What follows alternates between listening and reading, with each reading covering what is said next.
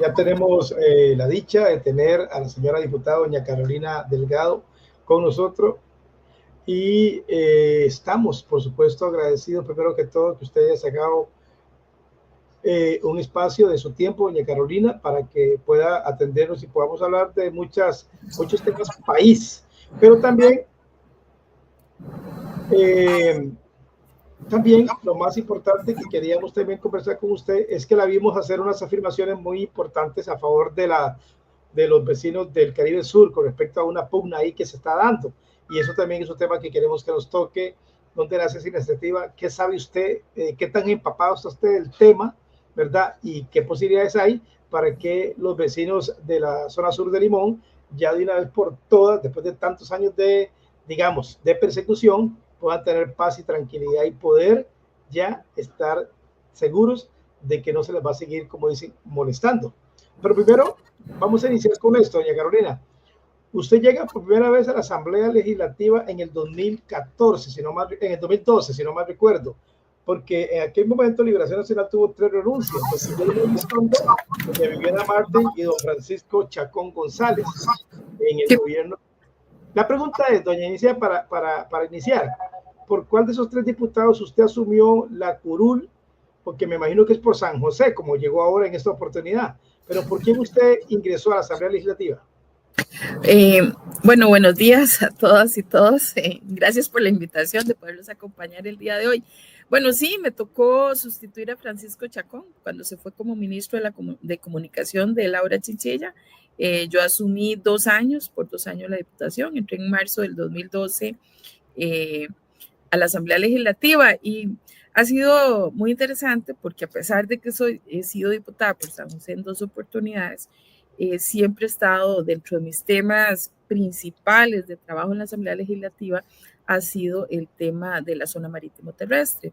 Un poco porque yo conocía muy bien el tema cuando entré a la Asamblea en el 2012 porque fui presidenta de la Comisión de Marinas y Atracaderos Turísticos 6 años. Entonces, cuando yo entré a la Asamblea coincidió en algunas cosas que sucedió en el Caribe Sur, que fue cuando se derribaron el Hotel Suerre y el Hotel de Yancalina allá en Talamanca. Entonces, con una visita que hizo el diputado Walter Céspedes, el exdiputado Walter Céspedes, fuimos al Caribe, vimos lo que estaba sucediendo en Cahuita, en Puerto Viejo, en Manzanillo, y después liderado por el ex vicepresidente de la República, don Alfio Piva, establecimos una estrategia de trabajo. Y entonces en aquel entonces creamos 3 leyes particulares, uno, una moratoria general, ¿verdad? Y posteriormente aprobamos 2 leyes que pudieran ser la solución, porque la moratoria no es una solución. Lo que podría ser una solución eran 2 alternativas legales, una para regularizar eh, toda la ocupación en la zona restringida y lo que son las zonas urbanas litorales. Claro, yo incluso me acuerdo aquella época, creo que ahí fue donde nos vimos por primera vez, porque eh, yo cubría todos los temas del Caribe Sur para mi programa. Yo trabajaba cuando eso en Radio Casino y tenía un programa que se llamaba Radio Noticias Casino y conocí muy bien a Jan Calina, incluso hicimos varios programas con Jan, que después falleció por toda la situación que se dio, ¿verdad? Estrés y toda la situación, porque a Jan Calina sí le derribaron el hotel. Nunca pudimos entender, porque incluso Giancarlo era muy amigo de Walter Céspedes y siempre compartía mucho. Yo iba mucho con Walter a esas zonas, y cuando se vino todo el conflicto y que tuvieron que, aparentemente bajo todos términos legales, tuvieron que botarle el hotel a Jan, que después eso, como repito, tanto pleito, tanto desgaste emocional, económico y todo, lo llevó al traste a que él falleciera por tanto problema. Pero sí, creo que ahí fue la primera vez que nosotros Sí. nos vimos, nos encontramos, porque yo seguí mucho todo ese tema, estuve con Jan más de 2 años en ese tema hasta que ya no hubo nada que hacer. No, realmente en esa época, realmente el susto que tuvimos era que la misma Contraloría General de la República había hecho como 16 informes sobre la administración de la zona marítimo terrestre y le dijo a todos los administradores que eran las municipalidades, pues que venían administrando mal la zona marítimo terrestre, que había mucha ocupación, que no había planes reguladores, que no habían concesiones y que bajo ese escenario ellos debían planificar cómo desalojar y demoler todo lo que estaba en la zona marítimo terrestre. Obviamente para nosotros, y en aquel entonces, como lo es en este momento, creemos que debería darse la planificación, ver la posibilidad de regularizar a los que están ya ubicados en la zona marítimo terrestre, y por eso es que estamos en este momento dando la vía rápida, ¿verdad? Haciendo la dispensa de trámite un proyecto de ley para poder ampliar la moratoria de esos dos proyectos de ley que se aprobaron en el 2014. Ok, pónganos en contexto en este momento. ¿Qué es lo que está pasando con los vecinos del Caribe Sur en este momento? Ya que usted, repito, sí la vi en las redes sociales opinando sobre este tema, y lógicamente por lo que ya nos contó, tiene bien claro lo que se debe o no debe hacer en este caso. Pónganos en contexto sobre lo que está pasando en este momento. Bueno, realmente, vamos a ver, nosotros, el Cantón de Talamanca inició el Plan Regulador Costero del distrito Cahuita, ¿verdad? Que es el que abarca toda la zona costera. Las regidores, el Consejo Municipal anterior lo había dejado de alguna manera aprobado. Hubo algunas acciones de inconstitucionalidad por el tema especialmente del territorio indígena de Quecolde y de las consultas a los territorios indígenas. Entonces, en ese escenario, ¿verdad? La sala dice, sí, hay que volverlos a consultar, hay que incorporar su criterio dentro de lo que se haga en el plan regulador costero, de una manera muy extraña que yo lo he venido diciendo, porque finalmente, a pesar de que hay una franja hoy de territorio indígena que está metido en la zona marítimo terrestre, no se puede planificar esa franja, ¿verdad? ¿Por qué? Porque no es zona marítimo terrestre, entonces se regula de diferente manera. Bueno, pero hay que esperar eso y un poco todo lo que ha sucedido también con el tema de Gandoca Manzanillo en cuanto a la desafectación que los cambios de límites que hubo del refugio de vida y que se han hecho algunas observaciones desde la Sala Constitucional. Eso ha frenado un poquito lo que es el plan regulador costero. Ahora, yo creo que todos tenemos que entender que la única manera de poder tener una seguridad jurídica en el mediano y largo plazo es teniendo el plan regulador costero y que finalmente la municipalidad pueda darle las concesiones a los ocupantes que están hoy en la zona marítima terrestre. ¿Por qué se ha tratado por qué incluso habiendo un pasado tan no muy bien recordado con el caso del 2014, 2013, de Jean Claude, ¿sí? ¿Por qué cree usted que entonces no se han hecho las cosas como tienen que hacerse para que 10, 15 años después los vecinos sigan en este problema? Bueno, realmente estamos hablando de casi 50 años, ¿verdad? Porque esta ley la ley de zona marítimo terrestre es de los 70. Yo creo, alguna gente ha dicho que ampliar las moratorias es como alcahuetear a los administradores municipales porque no han terminado de hacer los planes reguladores. Ahora, yo no he entendido, vamos a ver, no entiendo por qué ellos no han asumido la responsabilidad que les corresponde. El mismo Código Electoral establece sanciones por la mala administración de la zona marítimo terrestre. Yo creo que aquí todos deberíamos estar diciendo, bueno, ¿por qué no lo están haciendo bien?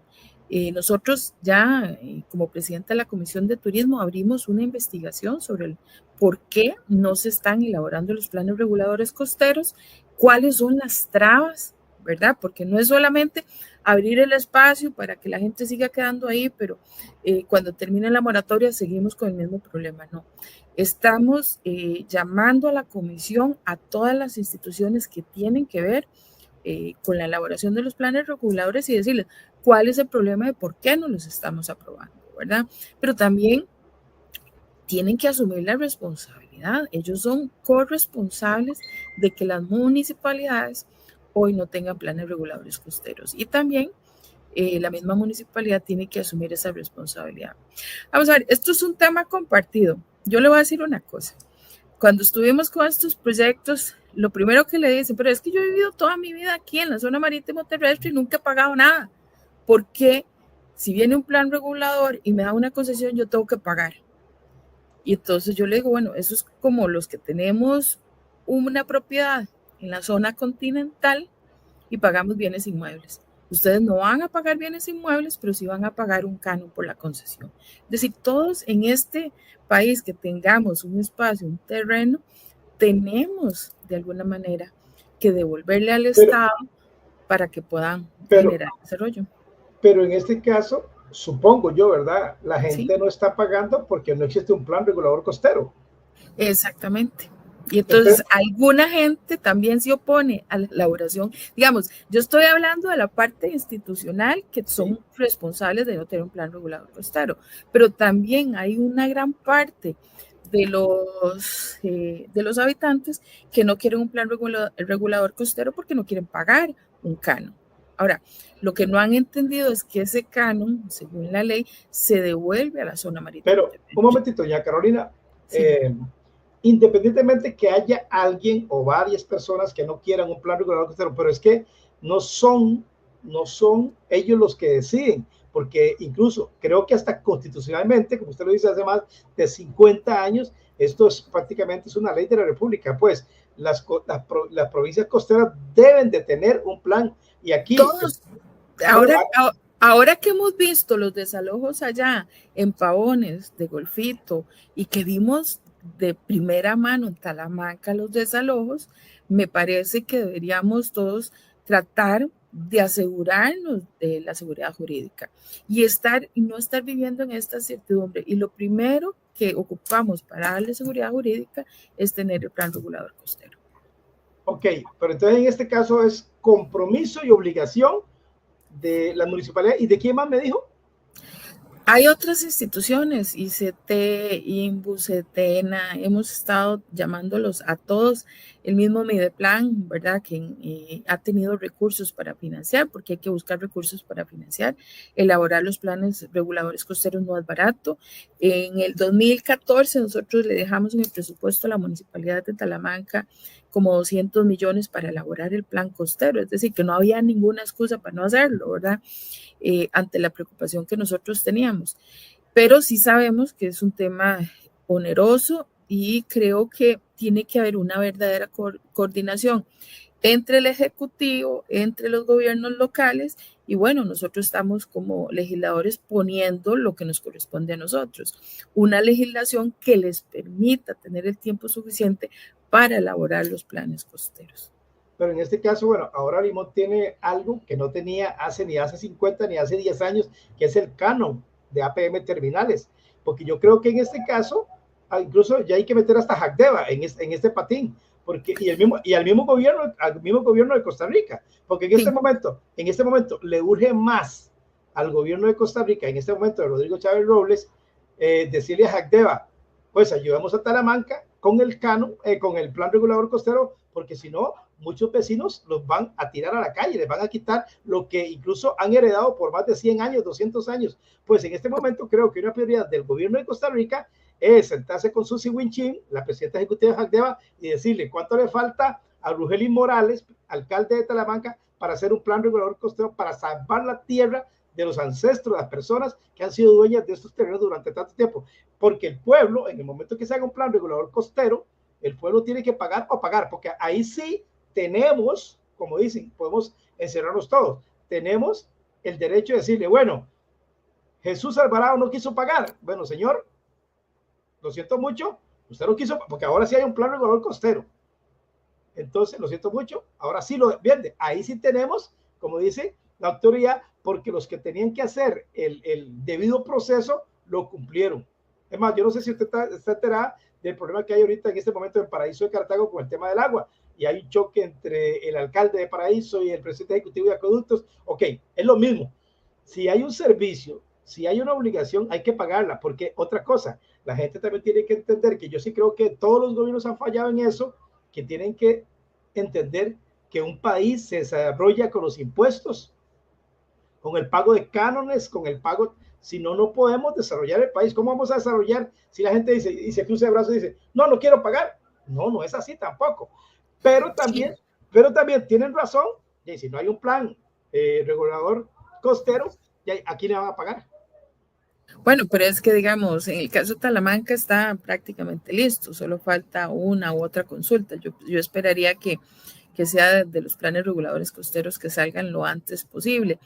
Y vamos a ver, no hay nada en la vida que sea perfecto, ¿verdad? Porque todo el mundo quiere que el plan, además, me resuelva mi tema personal con, diríamos, con puntos y comas. Eso no existe, ¿verdad? En la realidad de la vida y del país y del mundo, eso no existe.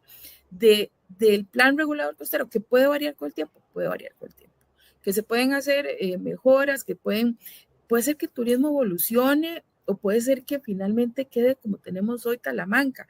Y de las peores cosas que tenemos es que finalmente no entendemos que un cantón como Talamanca, que tiene pocas actividades económicas que generen empleo, que generen buenas condiciones, y una de esas es el desarrollo de la zona marítimo terrestre. Todo el tema turístico genera muchísimo empleo. Tal vez es de las actividades económicas más democráticas que tenemos, no solamente en Costa Rica y en el mundo. ¿Por qué?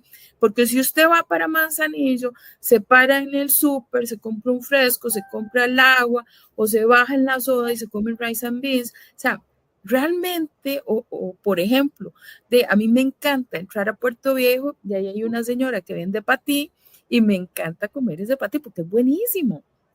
Y entonces se democratiza muchísimo la economía cuando usted tiene turismo fuerte, consolidado. ¿Y qué se ocupa para tener turismo fuerte y consolidado en Talamanca? Un plan regulador costero. Si toda la actividad está en su mayoría, digamos, en la zona costera. Y además, usted va ahí y usted no encuentra ningún ambiente, nada se le parece en el país a lo que usted encuentra en la zona Caribe.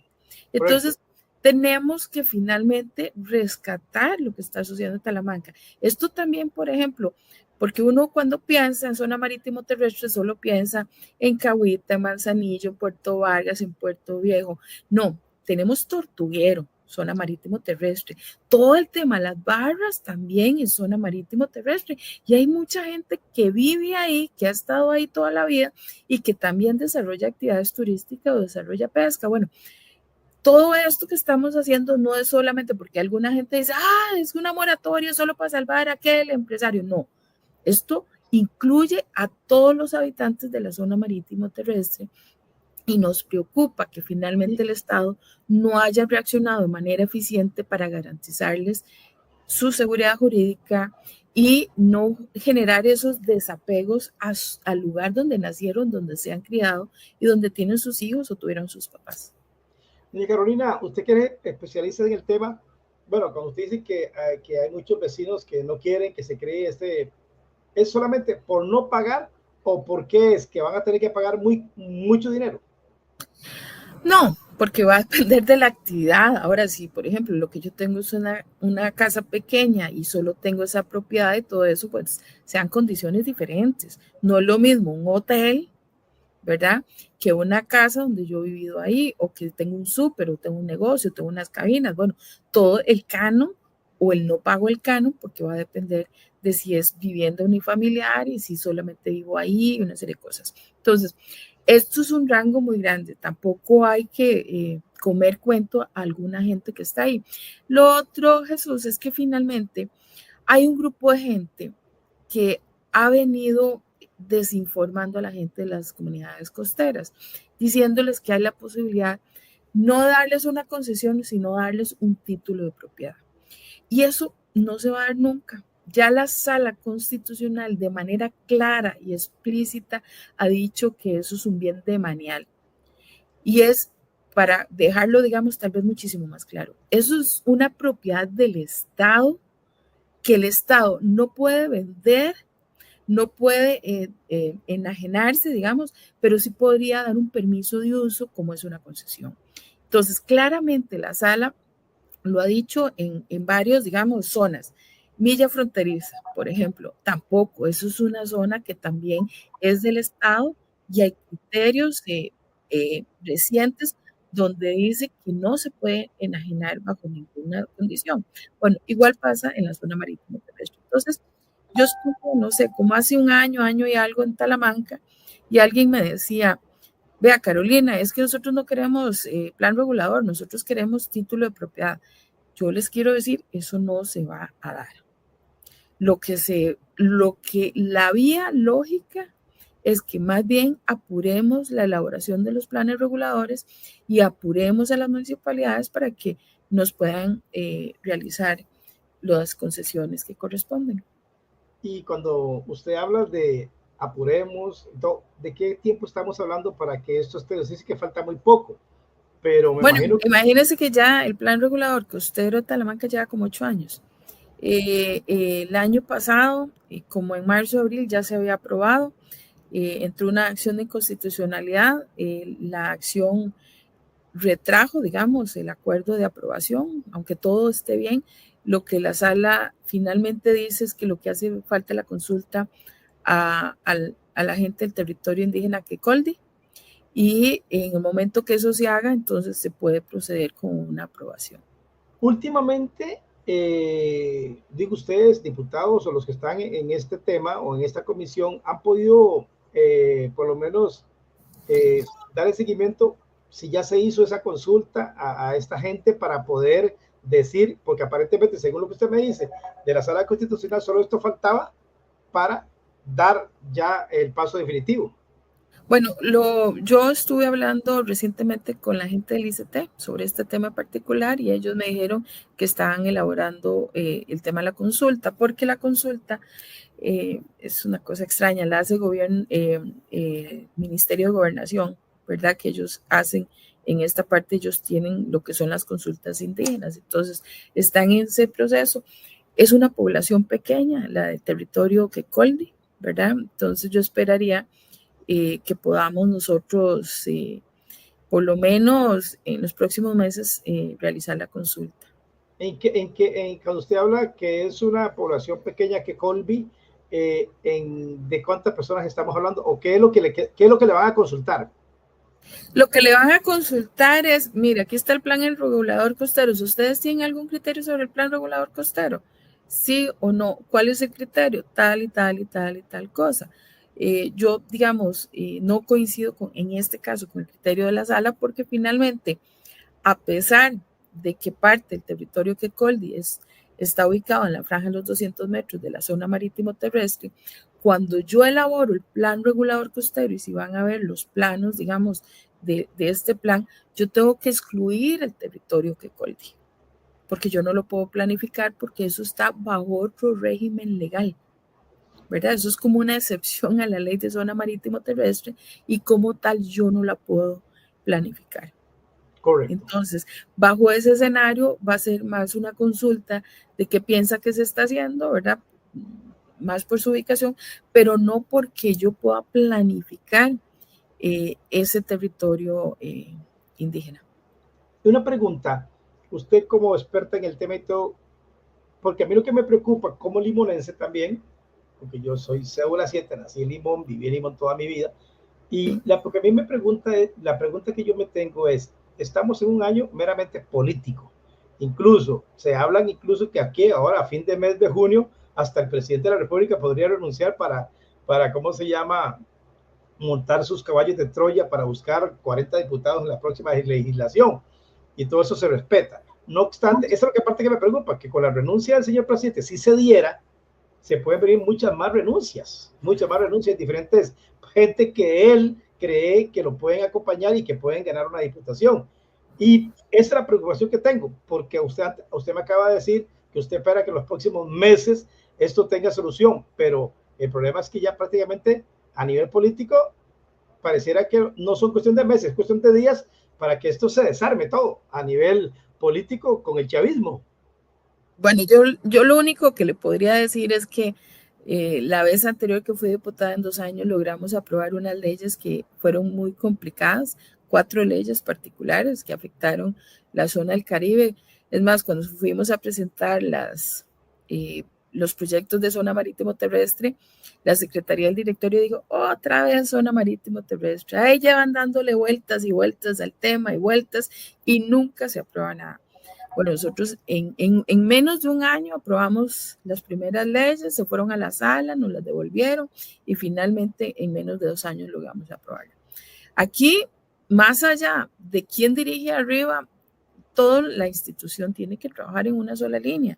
Entonces, esté el presidente o no, o esté en campaña, o lo que usted quiera decir, o quien esté en campaña, la institución como un todo tiene que reaccionar y generar las soluciones, ¿verdad? Por eso es que estamos trayendo a la gente de las instituciones en este momento. Es más, yo le hice una consulta a todas las municipalidades costeras.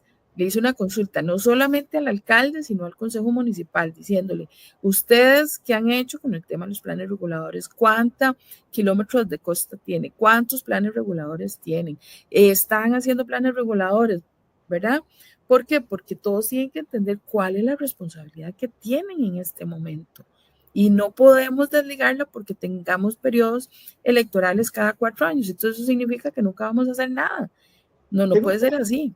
Tengo entendido que también un plan regulador para una provincia, para un cantón costero, un distrito costero, también se convierte en un plus, pues a nivel incluso internacional. Pues no es que también van a pagar el día de mañana, qué sé yo, 100,000, 50,000 por mes más, qué sé yo, en los impuestos, en lo que vaya por el plan regulador, pero también eso a nivel internacional, pues a nivel de Puerto Viejo, Cahuita, Manzanillo, Talamanca, pues a nivel del mapa mundial, a nivel de turismo va a decir, es una provincia o es un cantón o es un distrito costero con plan regulador aprobado por... Entonces, es que esto es muy sencillo. Vamos a ver, si yo quiero desarrollar un hotel, usted va a decir, bueno, yo necesito una seguridad jurídica. Uno ve las playas que más se han desarrollado. Puedo compartir o no el tipo de desarrollo, eso es otra cosa. Pero, por ejemplo, una playa como Santa Teresa tiene plan regulador costero y tiene ordenada. Usted no ve en la playa de Santa Teresa edificios de 4 o 5 pisos, no, realmente es una playa regulada en el tipo de desarrollo. El problema de Santa Teresa no es porque tenga la parte de zona marítimo terrestre, es la parte urbana donde ellos no han logrado hacer su plan regulador. Pero entonces, ¿qué es lo que dice? Cuando alguien dice, bueno, yo quiero ir a invertir a Costa Rica, ¿a dónde puedo ir? Donde yo tenga una seguridad jurídica que lo que voy a hacer ahí va a estar, que los permisos se van a dar, que van a tener las condiciones de desarrollo. Pero si yo no tengo un plan regulador costero, ¿quién va a venir a invertir? O, por ejemplo, hacer un muelle, o hacer un atracadero, o hacer una marina. Para todo eso se ocupa plan regulador costero. En ese momento, cuando hablamos de la provincia de Limón, creo que Pocosí por ahí tiene también acceso, porque creo que todos los cantones de Limón tienen acceso, o sea, tienen parte de zona marítimo terrestre, inclusive Guásimo. Guásimo recientemente, no sé, y se hizo una modificación y ya tienen acceso y entonces también tiene zona marítimo terrestre. Ok, y en este caso, para los salinos de Talamanca, ahorita ese problema es solamente con Talamanca o están involucrados también los otros 6 cantones. Sí, prácticamente todos los cantones tienen problemas porque no han logrado hacer plan regulador costero. Ahora, donde hay mayor población, digamos, diríamos es Talamanca y el otro es la zona Tortuguero, ¿verdad? Que también tiene muchísimo desarrollo turístico que genera toda una serie de condiciones, ¿verdad? Ahí más, tenemos eso, pero también, digamos, tenemos problemas con los accesos y todo el tema de la pavona y eso que también hemos tenido, digamos que no tenemos infraestructura real como para que la gente transite a un destino tan fuerte como lo es Tortuguero. Ok, cambiamos de tema para aprovechar lógicamente el espacio que usted nos dio y porque también cuando usted fue precandidata presidencial la tratamos de ubicar, pero sabíamos que andaba un poquillo enredada con muchas cosas. Hablando de ese tema, ¿qué experiencia le dejó? Porque tengo entendido que era la primera vez que usted buscaba ser la candidata oficial del Partido de Liberación Nacional para buscar la presidencia de la República. ¿Qué experiencia le dejó en el campo económico, emocional, político este intento? Bueno, yo primero contarles que fui la tercera mujer en aspirar dentro de Liberación Nacional a la precandidatura. Creo que era, digamos, tal vez lo primero a hacer. Creo que hay que romper espacios y habemos muchísimas mujeres con enorme capacidad y experiencia política, no solamente en Liberación Nacional, sino en cualquiera de los demás países. Creo que también hay un malestar, obviamente, de la población con respecto a la situación que vive y entonces hay un desánimo bastante fuerte en el tema político y eso creo que ha hecho que las campañas cambien de un periodo a otro en los últimos 10 años. Creo que han cambiado muchísimo cómo hacer política. Aprendí a comunicarme, aprendí a que hay que quitarse todos los miedos cuando usted quiere algo, ¿verdad? Porque enfrentarse diríamos, a todo el mundo, ¿verdad? Y tener que exponer no solamente quién es uno y cuáles son las ideas, pues realmente genera muchísimos temores. Pero la experiencia es extraordinaria y yo creo que todos que quisieran cualquier cosa en la vida deberían hacerlo y tomar la decisión. ¿Usted cree, como mujer le pregunto, usted cree que el tema de que una mujer, solamente Laura Chinchilla lo logró en Costa Rica en más de 50 años, ser presidenta de la República, y sabemos que en aquel momento también tuvo un beneficio porque venía saliendo Oscar Arias de la presidencia y se le impulsó, se le quitó presupuesto, apoyo y todo eso para que Laura llegara, porque incluso ganó con más del 40% directo, no tuvo que ir a segunda ronda. Sí. La pregunta que yo te hago como mujer, ¿siente usted que el tema de Costa Rica es un asunto de machismo o simplemente porque sienten que Laura Chinchilla no gobernó bien en esos 4 años? Yo creo que es un tema de machismo, más allá de todavía siento que hay algunas barreras. Las hemos roto, digamos, nosotros vamos muchísimo más adelante que otros países. Por ejemplo, yo estoy viviendo la primera Asamblea Legislativa en paridad y Okay, sí, eso realmente es extraordinario. Pocos países lo tienen. Yo estuve la semana pasada en Uruguay y cuando empezamos a hablar de eso, de países, por ejemplo, que solo llegan a un 20, un 25%. Colombia, por ejemplo, llega a un 20, 25% de participación de parlamentarias. Entonces, bueno, hemos avanzado. Yo creo que todavía hay que romper más barreras. En la última elección municipal fue muy interesante, ¿verdad? Porque tuvimos algo que, ¿cómo se llama? Pasamos de 8 alcaldesas electas, ¿verdad? En la elección anterior a 22 alcaldesas electas. Entonces, todos los mecanismos de acciones afirmativas que hemos venido aprobando están dando resultados en la participación de las mujeres. Y si vemos, pues todas tenemos una enorme capacidad, a veces queremos decir que eso nos hace más chiquititas. No, no nos hace más chiquititas, abrimos los espacios que deberían abrirse. Y también tenemos que entender que eso finalmente va a regular la participación política. En Costa Rica las mujeres votamos más que los hombres. Si votáramos solo por mujeres, solo habría mujeres. Y entonces estas normas que hemos puesto de participación política en paridad permite, no solamente ahora, sino en el mediano y largo plazo, de que haya un equilibrio entre géneros en participación.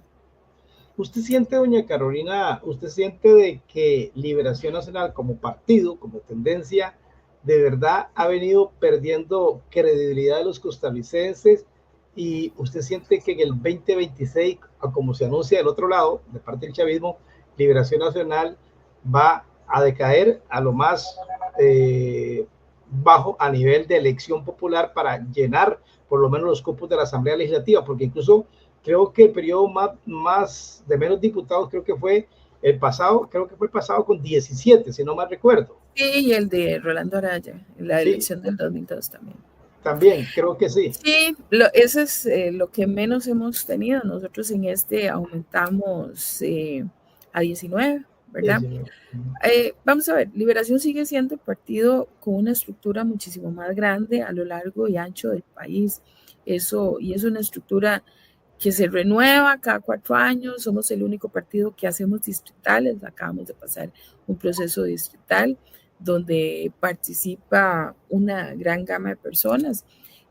Creo que eso nos ha dado la base política electoral para poder tener una fracción legislativa amplia y la posibilidad de generar acuerdos en la Asamblea Legislativa. Y yo esperaría que, bueno, que esa fuera la ruta de participación y de comunicación. Y además, lo que sí hay que entender, y yo creo que eso es una crítica que uno también tiene que hacer, es que la comunicación política cambió. Ya la gente quiere escuchar de manera más directa las propuestas, darle credibilidad a la persona que podría gobernarnos, y bueno, eso es parte de los retos que vamos a tener en esta elección del 2026. Ok, terminemos con esta pregunta porque sé que a las 11 tiene comisión y tenemos que soltarla, como dicen, a pesar de que está muy amena la entrevista y faltan muchas preguntas. Ojalá que me dé una próxima entrevista muy pronto. Claro, con mucho gusto. Para seguir hablando de estos temas. Cerremos con esta pregunta. Más allá de una bandera política y toda la situación, ¿siente usted que de verdad para el 2026 el chavismo puede llegar, matemáticamente hablando, con calculadora en mano, puede llegar a ganar 40 curules? Wow, yo creo que lo que ha hecho el país es dividirse muchísimo, ¿verdad? Y vemos las elecciones, pueden votar para diputados de manera separada, para la presidencia para una sola persona. Entonces, lo que ha venido sucediendo es que el voto por las diputaciones pasa más por cercanías con temas o cercanía con personas. Y entonces eso hace que en el caso de las diputaciones no sea tan consolidado el esfuerzo que tenga cualquier partido político, ¿verdad? Y eso, ¿verdad? Podría jugarle una mala pasada a quien pretenda tener una enorme mayoría en la Asamblea Legislativa. Entonces, además en la variedad de partidos, vamos a tener 25, 26 partidos políticos, ya uno no sabe, ¿verdad?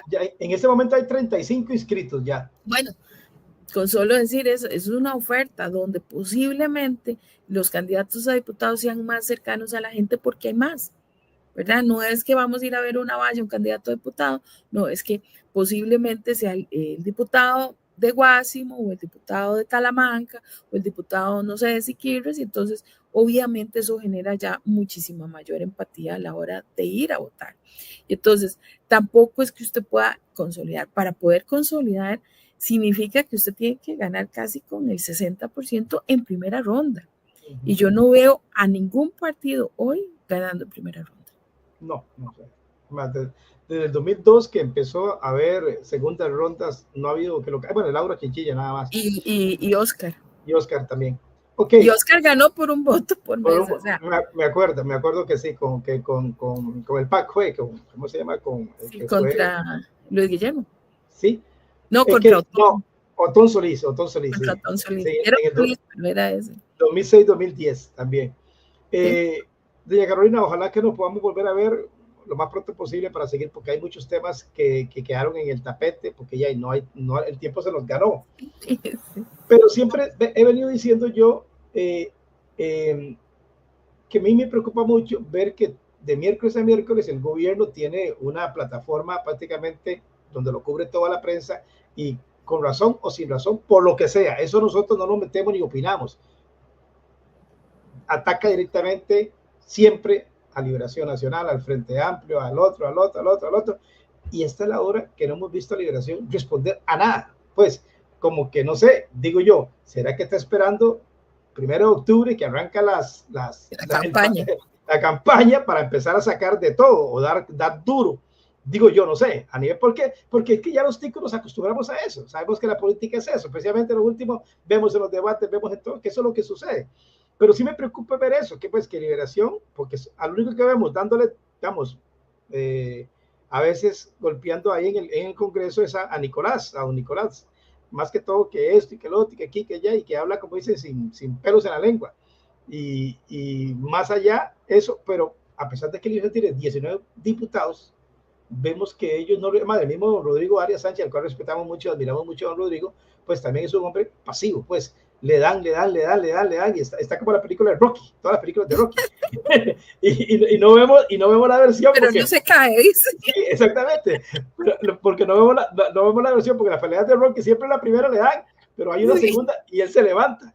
Y en el caso de, entonces esa es la parte, en cierta parte, ¿qué tan bueno eso es para Liberación Nacional? Es que le voy a decir una cosa. Un día estuve en una reunión sobre un tema que estábamos viendo y yo les decía que era increíble que, digamos, el Ejecutivo tuviera un espacio semanal para hacer una cadena nacional, para decir lo que ha hecho. Entonces, usted a las 7 en televisión abierta y en radio abierto, se pasa a la cadena nacional. ¿Por qué la Asamblea Legislativa no lo tiene? ¿Por qué la Asamblea no puede hacer un reporte o un informe semanal diciendo lo que hicimos? Porque hacemos mucho, ¿verdad? Es decir, creo que la gente también tiene que tener la posibilidad, bajo todos los frentes que también tiene hoy el Ejecutivo, de informarse de lo que nosotros estamos haciendo en la Asamblea Legislativa. Es decir, vuelvo a lo mismo, la manera de hacer política, la manera de comunicarse ha cambiado con el tiempo, ¿verdad? Y eso significa que es tan relevante lo que se hace en la Asamblea Legislativa como uno podría decir deberían estar haciendo en el Poder Ejecutivo, ¿verdad? Y eso permitiría de alguna manera no solamente que la gente entendiera qué es lo que se está haciendo, sino niveles de transparencia muchísimo más grandes. ¿Qué es lo que está pidiendo la gente? La gente está pidiendo eso. Es decir, que entiendan que ponemos de frente, que asumimos la responsabilidad de las decisiones que tomamos. Yo asumo las responsabilidades de todas mis decisiones, ¿verdad? Y lo digo de frente. Voté tal cosa, ¿por qué? Por esto y esto y esto. Esta es mi posición, ¿verdad? Yo no me escondo. Pero hay todo un sector de la población que no tiene la posibilidad de ver el día a día de lo que sucede en la Asamblea Legislativa. Pero ve al presidente los miércoles y los domingos y todos los días, ¿verdad? Y entonces yo sí creo que hay que empezar a buscar esos espacios de rendición de cuentas desde la Asamblea Legislativa, ¿verdad? Para generar esos equilibrios. Entonces, si usted todos los días lo escuchan en la prensa y lo escuchan y lo ven y le dan 2 horas y todo lo demás, obviamente, todo el mundo lo está escuchando, claro, y no nos está escuchando a nosotros. Hay que hablar con la gente para poder promover esa idea. Y como digo, como dicen, hay muchas cosas más. Esta Asamblea Legislativa creo que ya está en la historia, en la Asamblea Legislativa más productiva a nivel de leyes para este país. Creo que ya está en la historia. Y falta todavía, imagínense, todavía falta un año. Bueno, okay. Yo le voy a decir una cosa. Nunca ha habido una discusión en el tema de seguridad y tantas reformas en el tema de seguridad como esta Asamblea Legislativa. Por eso le digo. Entonces, sí, pero claro, que la gente cree que el problema de seguridad es de la Asamblea Legislativa. No. Nosotros, todo lo que nos hemos sentado con el Poder Judicial, nos hemos sentado con las embajadas, nos hemos sentado con los expertos para hacer los cambios que corresponden para poder garantizar la delincuencia.